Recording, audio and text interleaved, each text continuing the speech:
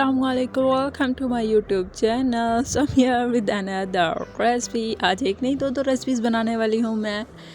और आपको तो नूडल्स नहीं बनाने आते होंगे, तो सबसे पहले मैंने ले लिया जी एक नूडल्स का पैकेट और इसकी सारी की सारी इंस्ट्रक्शन बैक साइड पे मेंशन होती हैं। तो मैंने सोचा कि आपको भी दिखा दूँ।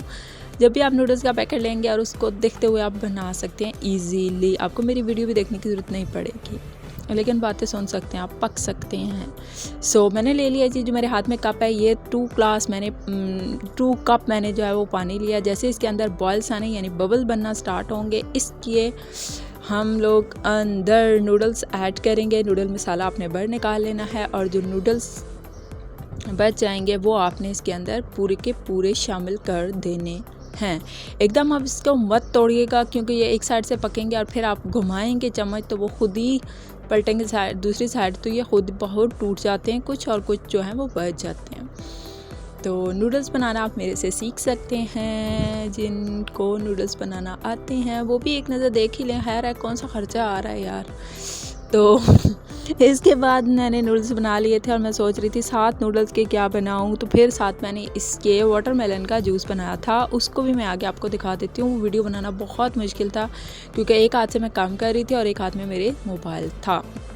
तो यहाँ पे मेरे नूडल्स का अच्छे से जब बॉयल आया, तो इसके अंदर जो मैंने मसाला ऑलरेडी इसके अंदर मौजूद होता है वो भी मैंने इसके अंदर ऐड कर दिया। मुझे थोड़ा सा स्पाइसी ज़्यादा पसंद है, तो इसके अंदर मैं जो है वो 2 चुटकी के करीब जो है वो चाट मसाला एक्स्ट्रा ऐड कर देती हूँ, तो उसका ज़्यादा अच्छा फ्लेवर आ जाता है। और उसका अंदर जो है ना, मैं थोड़ा सा पानी छोड़ भी देती हूँ।